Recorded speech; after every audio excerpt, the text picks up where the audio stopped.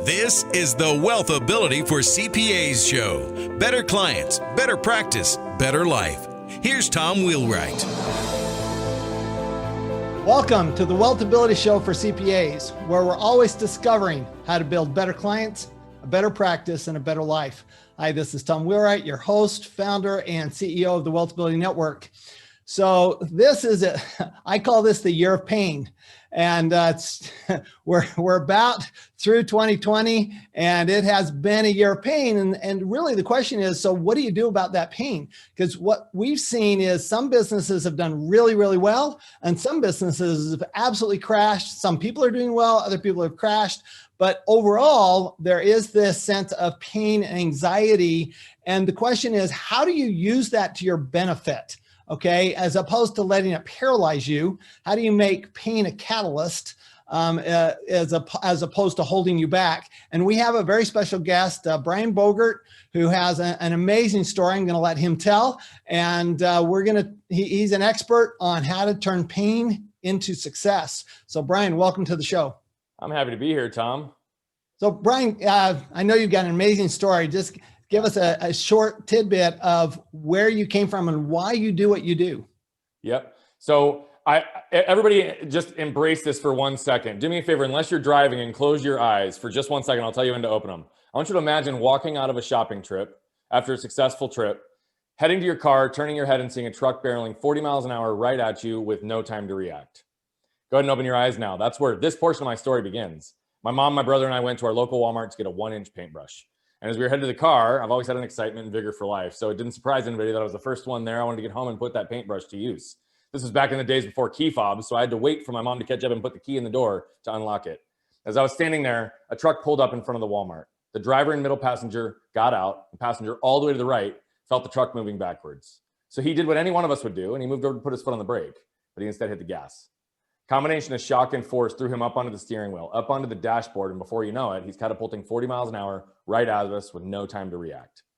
Now, we were parked in an end spot, so we went up and over the median, went up and over the tree, hit our car, knocked me over, ran over me diagonally, tore my spleen, left a tire track scar on my stomach, and continued on to completely sever my left arm from my body.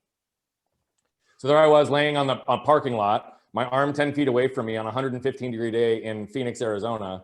And my mom and brother watched the whole thing happen, but so did my guardian angel.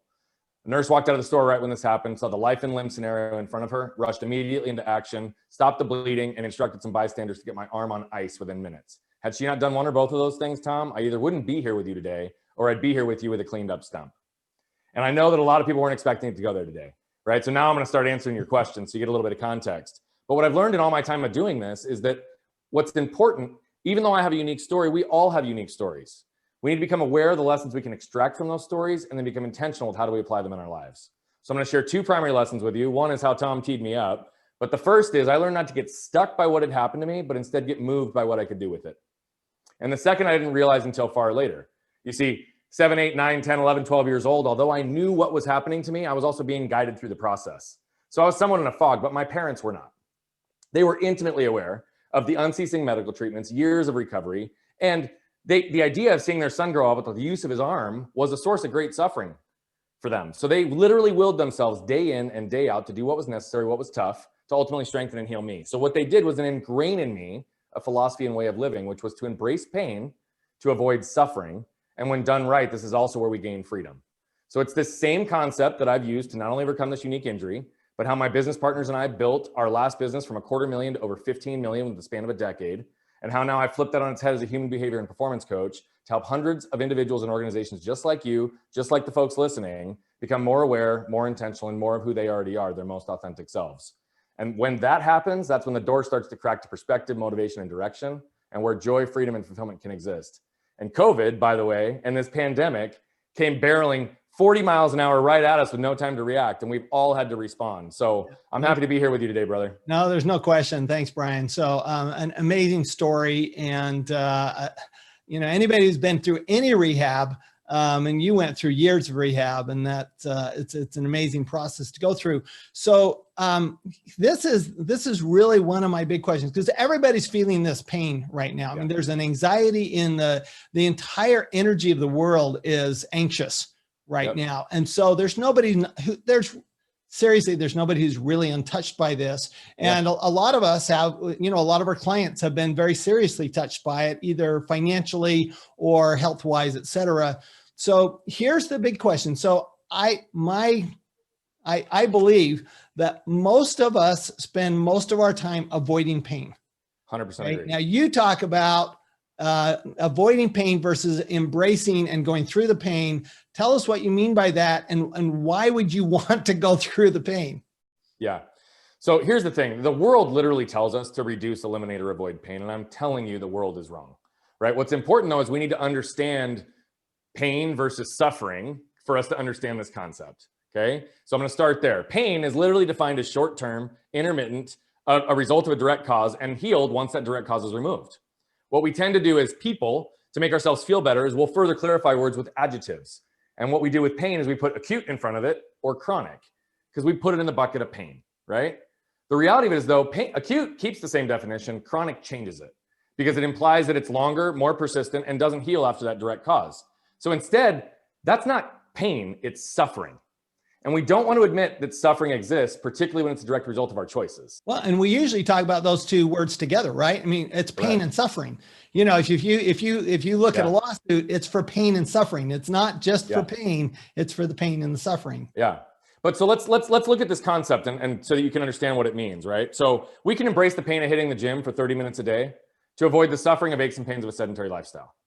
We can embrace the pain of a difficult conversation with a loved one or spouse to avoid the suffering of being stuck in a loveless marriage, or that might end up in divorce, or ultimately being stuck in a marriage when you want divorce, right? We can embrace the pain as business owners of firing our top salesperson to avoid the suffering of stagnant growth or losing all our other top talent because they're the biggest cancer in our culture. As business owners, we can embrace the pain of picking up that 500-pound telephone to avoid the suffering of having stagnant growth and not having the pipeline to justify our growth in the future. And so I'm not promoting that we put ourselves into unnecessary amounts of pain, but it's about to identify the right types of pains that are going to be along our pathway to success. So when you're coaching a business owner, how do you convince them? I mean, in fact, how do you convince yourself to go through that pain? Because we all know that the hardest step to take on that morning run is the first step. Yeah. So there's 3 steps that I typically walk through to help people understand this concept. The first is that we have to acknowledge the suffering we wish to avoid, which a lot of people react to and they're like, wait a minute, you're talking about pain, you're talking about suffering. That sounds counterintuitive. But really, if we understand the suffering we wish to avoid, it's also the opposite of getting really clear on what we actually want and knowing what's important. So I'll give an example here. I'm working with a client right now. He moved 26 times before the time he was 16. He was constantly being shuffled back and forth between his households. Now, this has nothing to do with his business, but it has everything to do with his business, right? So what we had to understand is that he also was getting into a place where he was literally experiencing suffering, because what he desires most in this world is human connection and to have a deep, profound connection with his wife and his daughters, but he never knew how to give or receive love, okay? So here's where it comes to. Suffering for him is not having them in his life. What he's very clear on is he has this vivid image of him and his wife on their 100-acre ranch 40 years from now, and the only noise breaking the silence is his daughters and grandkids laughing in the background. When he knows that that's what he wants, right? He can burn that into his soul. The purpose becomes big enough to overtake the pain. As business owners, it's no different. If we want to provide livelihood and opportunity for our associates, if we want to grow and have an impact in the community, if we want to reach a certain revenue amount, if we want to have impact through our work, we need to be very, very clear on what it is we're trying to accomplish. And suffering is opposite of that. So if we aren't successful in our venture, we won't get there. We won't have that impact. So Brian, I got to tell you, this is fascinating to me because I can't tell you how many guests we've had when really what it comes down to is, do you know your dream? Do you know what you're going after? Yep. And is that, like you say, emblazoned in your soul? That's where we actually, believe it or not, as CPAs, that's how we start with our clients. We start with, what's your dream? Because it's hard. It's hard work. It's hard work to build wealth. It's hard work to reduce your taxes, which is what we do for a living. And it's got to be emblazoned. So you're saying extend that to everything that you do. Everything we do. And the reality of it is if we do that holistically in our life, it just so happens that our businesses, our relationships, our health all improve simultaneously. So the second step is to identify the pains that we tend to avoid and learn to embrace them. I'll give 2 examples on this one so we can understand this concept. One's a very personal one. I don't have a tricep in my left arm. My bicep is my gracilis from my leg. I don't have a lat on the left side of my back. The older I got, the more back pain I had, literally, because I have a curve in my spine because of the imbalance in the muscles. Sure. Okay. It got to a point where it was literally suffering because it was debilitating as it related to how I could show up in the day-to-day life. But I learned that if I keep myself lean, I keep my core strong, and I work out regularly and consistently, then that suffering is really just a manageable pain on a day-to-day basis. So what did I do? I went and joined a gym like any one of us would do, right? And I went very consistently for 30 days, and then I stopped going. Now that's where most people stop. Right? So this isn't a pat on my chest, be like, oh, Brian, you didn't stop there. But the point is, I'm encouraging everybody to not just stop at the surface level things that get in our way. Because I had to ask myself, is it the pain of working out I'm avoiding? Or is it the anxiety I get when I go to a crowded gym? It was absolutely the second. And so what did I have to do? I had to embrace the pain of finding the time, energy, and space in my house to build out a home gym so that I could create an environment to be successful. Right? Another one, as business owners, as CPAs, will understand this one, right? I referenced it earlier in the 500-pound telephone. But is it the 500-pound telephone that we're avoiding, or is it something else? I had a conversation with somebody the other day, and the reality of it is, right, as she's growing her business, she has no problem having conversations with prospective clients or clients. She has no problem uncovering problems that they're going on, and she has no problem aligning solutions. That's basically what you're trying to do on the phone anyway, right? So what we had to get to the root of, is it the 500-pound telephone she's avoiding, or is it something else? And in her case, it was the fear of what it would look like if she was actually successful. Could she handle the growth? Could she handle the scalability? And in so many areas in her life, she'd failed so consistently that she couldn't actually understand what that looked like. Once she harnessed that, moved that into a place of conscious awareness, the telephone is no longer a hurdle. That goes back to the whole idea of you have to be something before you start doing something. Right. Because if you're not that person, this is where I keep telling our CPAs that personal development is really where business development is all about. That's where it all starts, because unless we can be that person, we're going to be afraid of that success. And right. We all have, we talk about the glass ceiling. We typically talk about it with respect to race or sex, or gender. But what we're really talking about is we all have glass ceilings. We all do. Okay. So the question is, my question to you is, you're the expert coach on this. How do you break through? Giving the example of this young woman, how does she break through that glass ceiling? How does she actually see that? Yeah. So literally her moving what the actual hurdle was into a position of conscious awareness allowed her to be intentional with it. So often we think it's flawed strategy or tactics, right? In the way that we approach things. And often, and you said it best, these weren't the words you used, but everything begins and ends with you, right? So the reality of it is personal development is critically important in your business. It's important in every business. But the reality of it is in this case, right, she always viewed the phone, the actual tactical phone of picking it up, as the hurdle. That wasn't the issue. The issue was what was going on inside. So often, right, we'll find things that hold people back. I've got a client that I'm working with right now. He's 68 years old. He's had multiple coaches in life. He's financially independent. He's a consultant and a coach himself. And in 2 sessions of working with him, what we discovered for him is he has a deep-rooted self-worth issue that has manifested over the last 55 years of his life. We got back to the root of it. It impacts the way that he negotiates contracts with clients. It impacts his relationship with his business partner. It impacts his relationship with his wife, right? This self-worth issue literally connects to everything, his relationships and his business. By moving that into his body so he can understand it, then all of a sudden we can focus on the emotional triggers and behavioral patterns that pop up in our life, so that in those moments, we get to maintain control by pausing and choosing a different path than how we've operated in the past. So how do we start to break through that and remove those limits? That's the next question. Clarity on it. What's that? I said we have to have clarity on it. That's how do you do that? I mean, because I think most people are like the woman that think it's the telephone. What got her to see that that's not what it was? What got her to see that it was fear of success? How did you get her through that? Yeah, honestly, it's taking her through an intrinsic journey and asking the right questions until we get there. And so the reality of it is, I'm going to sit here and tell you, I'm a coach. I have multiple coaches in my life. So if you don't, this isn't a pitch to say, go find a coach. It could be a mentor. It could be a spouse. It could be a coworker. It could be a boss. I would literally, if you don't know, start asking the right questions. Right? Is it, again, similar to how I asked the question, is it the fear of, is it the pain of working out or the anxiety in a crowded gym? I challenge people to raise their level of awareness on that. If they don't know how, there's a lot of people who can help you get there. But I'm saying it definitively, as aware as I am, I have blind spots and I'm an expert in this space. And so that's why I have people around me. My wife is probably my biggest champion who helps me see a whole part of me that I don't. So I guess what I'm saying is don't stop at the surface level reason of what just prevents the action that you know is going to be critical towards getting where you need to go. Ask more questions until you get to the root of what's preventing the action that's necessary. No, I mean, so what I'm hearing is you don't know what you don't know, right? And so once you know that that's the issue, I mean, I went through a number of years ago. People asked me, what's your weak point? I said, well, I love approval. Okay. Yeah. And so, and I know that, right? But I didn't realize that until I went through a coaching situation like you're talking about, and where we were able to dig in and say, okay, what is it? What, it's this need for approval. Once you have that, you can deal with it. But if you don't know what that problem is, you can never deal with it. And to me, I think that's key, is it's that awareness. But it's very hard. I find it's great to do some intrinsic work on yourself, but it's even more necessary to have somebody like you, a coach, somebody who can actually walk you through and ask questions that you may not be comfortable asking yourself. I completely agree on both points that you just made. Like, the reality of it is everything starts with awareness. Our minds process 11 million bits of information per second, but we're only consciously aware of about 40.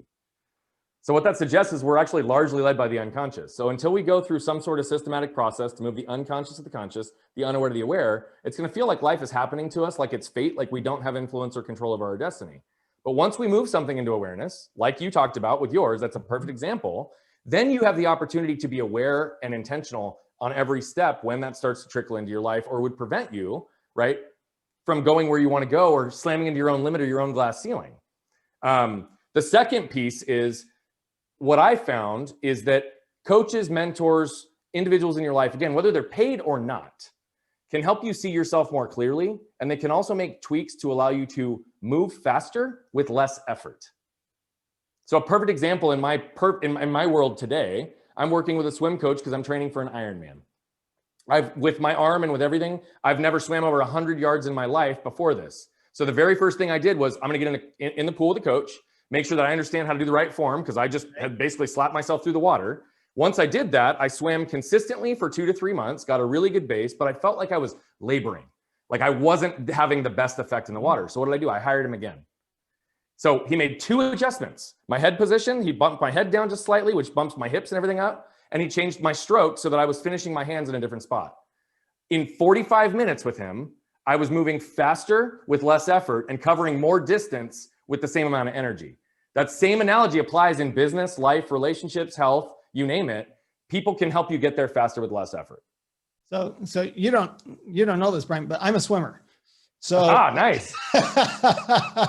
So I've actually done this with people. I did this with my son. He was wanting to do triathlons. He's a runner, and he swam like a runner. And and so, I swim like a cyclist. So I run like a swimmer. So I'm just the other side of that. And it is just little tweaks. It is just little tweaks, because I know that when I'm swimming, because I'm always going to be in that top tier in those triathlons, because I do triathlons. I've done an Ironman, and the swimming's the easy part, right? Yeah. Because I grew up a swimmer, and I just have so I get through the water much faster and much easier. So I think this is a great analogy. I actually take it a step further. There's a saying that we say in the swimming world: you swim on top of the water. Instead of swimming in the water, you swim on top of the water. And the same thing, I think, applies to business and life. So I think that I love that analogy. And by the way, congratulations. I know that swimming is a very tough sport for people, because there's this fear of, you can drown. You're not going to drown walking. If you're running, you can always stop. If you're biking, you can always stop. Swimming, you don't get to stop, right? So it is a really big challenge. So congratulations on that. So let me kind of switch gears to kind of current stuff right now. So we all feel this. I mean, literally, I think everybody feels some anxiety from this virus. Yes, we've got a vaccine coming out, but we're probably the reality is we're 2 to 3 months down the road before most of us will be getting it. Some of us are allergic to I'm probably allergic to it. So I'm probably not getting this first vaccine. And so then the question is, so how do you coach people? What are you coaching people to do with that kind of constant state of anxiety that people feel? I mean, my wife, for example, is an asthmatic. And so she's constantly because it would be bad if she got it. I mean, it would be really bad. So how do you deal with that constant state of anxiety? And how do you actually use that to propel you instead of hold you back? That's a great question. And truthfully, it's a different answer depending on the person, but I'll answer some generalities that people can apply. The first step is, and I'm going to use the same analogy that we just talked about. I wouldn't have normally said this, but it fits right in. Just keep swimming, right? As Dory in Nemo says, just keep swimming. Don't let the water pull you down, right? And the reality of it is that's just what's happened. 9 months ago, we all had the rug yanked out from under us, and we were literally knocked out of autopilot, right? How many of us would get up in the morning, go through the same routine, go into the office, and we wouldn't even remember the route that we drove in or half the stuff that we did because we literally were in autopilot. So why we felt so much anxiety and grieving in the beginning, not just because of the fear and everything that was connected to it, is literally our lives were flipped upside down. Our realities, our futures, our 2020 that we thought was the year of clarity was literally stolen from us, right? So where do we start to move forward? The first step, for those that have started to at least get through that emotional piece, anxiety is not what I'm talking about, but just being stuck in the beginning, many people were. This is a really good opportunity to take toll on the things that are additive in your life. The things that give you energy, that give you joy, that give you fulfillment, that give you freedom, right? Take toll on those things. Also take toll on the things that drain our energy, that make us feel toxicity, that make us feel anxiety, that make us feel stress. Put those two buckets in place and start to eliminate as many from over here and put as many into this bucket as possible. That's the first step, because then we can start experiencing joy, freedom, and fulfillment in the ways that we live our life today. And just by virtue of doing that, anxiety and stress starts to alleviate. The other piece that I want to flip is often anxiety and stress in this period of time are what I believe are caused by fear. Okay? Fear of the unknown, fear of what's going to happen, fear of how this is going to impact us. So this is a little thing. I took this from a book about 18 months ago, and I'm going to reference it, but it's Feel the Fear and Do It Anyway by Dr. Susan Jeffers. She does the best job of outlining fear of almost anything I've researched around human behavior, at least how it aligned with me. But she outlines fear into 3 levels. Those things that are like internal, our thoughts, our emotions, like the fears that just take over, right? There's things that happen to us, pandemics, economic crisis, car accidents, stuff that we can't control, but's outside of our body. But the root of all fears, and this is what's interesting, she gets down to the bottom of it. The root of all fears is the question, can I handle it? And she outlines that if we knew we could handle anything, right, no matter what came our way, what would we have to fear? And the answer is nothing. And so this is also an opportunity for people to say, look, this global pandemic hit us all, but none of us have gotten to this point in life unscathed. None of us.